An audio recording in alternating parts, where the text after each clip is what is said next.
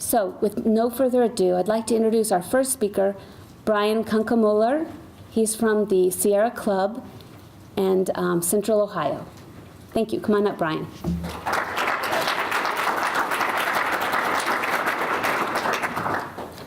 Thanks, Carolyn. Yeah, like she said, my name's Brian Kunkemoeller. I'm with the Sierra Club Ohio chapter. How many folks in this room before have heard of the Sierra Club? There's a lot of hands. Great. Good. I guess I'm among friends today.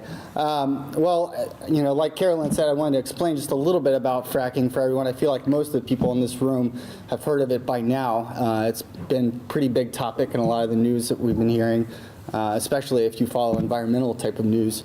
Our governor and state administrators have staked our future on a new form of drilling. When we talk about fracking, not when the industry talks about fracking, but when we talk about fracking, we're talking about a process of drilling into shale rock that is where they drill down 2 to 3 miles and then 2 to 3 miles outward.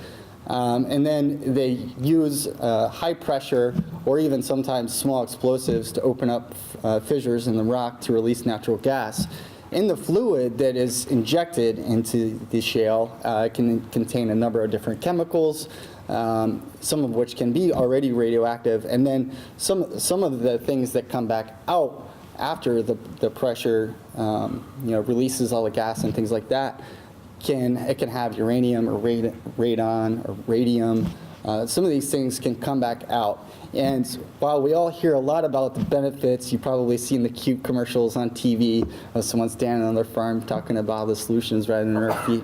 But what not a lot of people are hearing about is the huge waste problem that comes with this type of extractive process. We're talking about millions of gallons of liquid waste. When you drill a 2 mile or 6 to 7 mile long borehole down into the ground, there's a lot of drillings. There's a lot of mud that they use to drill the hole that contains chemicals as well. So when all that stuff comes back out, it has to go somewhere. And our legislator, our administration, the state, is so bought into this industry that we're seeing a lot of different ways where they essentially just want to kind of roll out the red carpet and let the industry make it as easy as they can for this industry to operate. And what that's doing is, in a lot of places, even where there's not drilling, they're starting to understand how this waste is coming their way, whether it's being spread on roads by trucks. And I'm talking about chemicals and potentially radioactive waste being spread on our roads.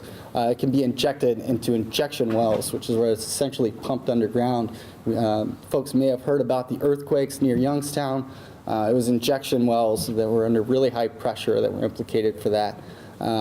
So there's obviously a lot of risks associated with this, and a lot of waste. And here is just another way why we're here today is another one of those risks, one of those risks that we're not hearing about from the industry.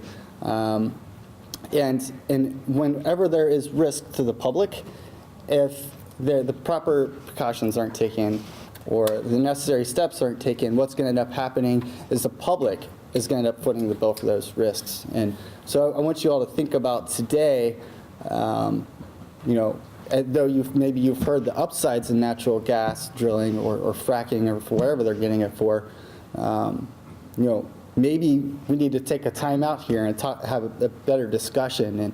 And for example, the Ohio EPA permitted this landfill without any public notice, without any public participation.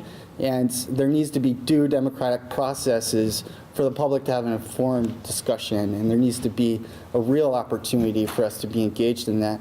And that's what we're doing with our members in the state of Ohio. When people find out things like this going on in the neighborhood, whether it's an injection well or brine being spread on the roads, we want to work with them to help them educate their communities, because every single community has the real power here. The oil and gas industry likes to think that they have the legislature and that they can get any law passed they want, any exemption they want, and they've been very effective at doing that. But never underestimate a community and their ability to organize and meet with their local elected officials and have a real conversation, which is what I think we at least all deserve. So. With that, I guess I'll turn it back to Carolyn, and I'll be back afterwards for any questions at the end. and then I'll be at the table in the back afterwards. So thanks everyone for coming today.